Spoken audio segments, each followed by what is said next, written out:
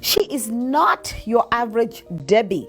And unlike her sister Debbie Downer, this Debbie is a Debbie doer. Hence the big question, what did Debbie do?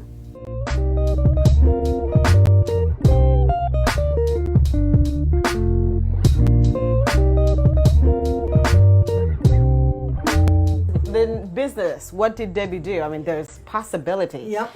A plethora of questions. We get asked that every time, all the art shows. What did Debbie do? And they're standing right in front of the tent, and I'm like, it's a way to cut the ice and get people talking and laughing, and then of course they're going to come in, you know, and look around, and you never know what's going to happen, you know. An enthusiast for bright colors, Debbie is the artist behind these loud, extravagant, and emotive artworks.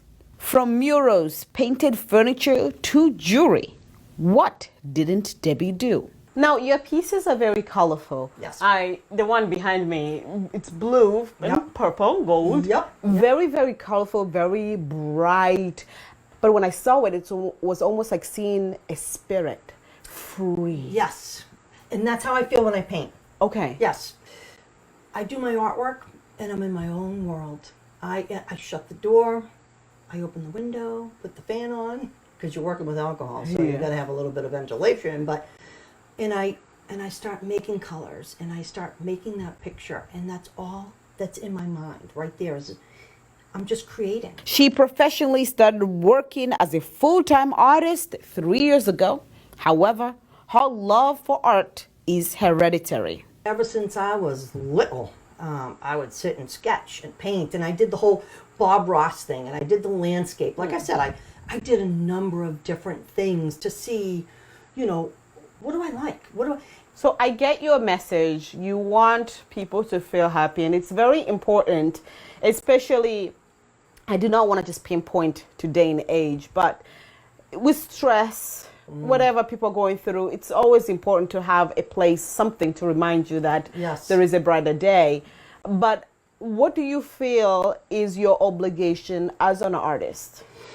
Oh, good question. My obligation, I think, is I want to make people happy. I want to bring color into their lives. I think I see people get happy. It makes me happy, and then I just go on from there. It's like my drug. It really. I don't do drugs, but when I see people, this is my drug, and to see people happy, it fulfills me. So, I guess that's what it is. Do you always use white canvases, or you also play with others? So, that's a good question too, because I do like the white. I love the negative space. I think it creates, it makes your eyes move around the whole painting, so you get the full effect.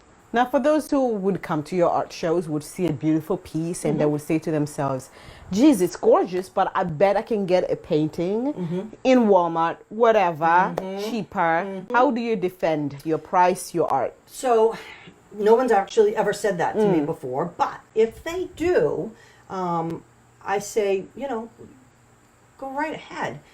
Anyone could go in and buy that piece of art, but what does it mean to you?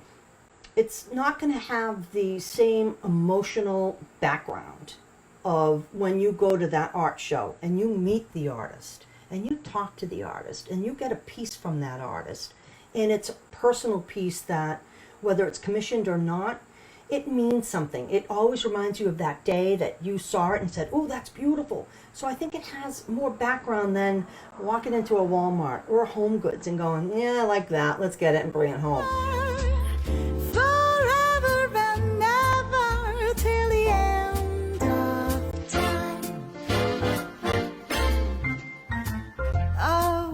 Don't you take me to the moon? For more answers to what did Debbie do, please visit debbiedidit.com.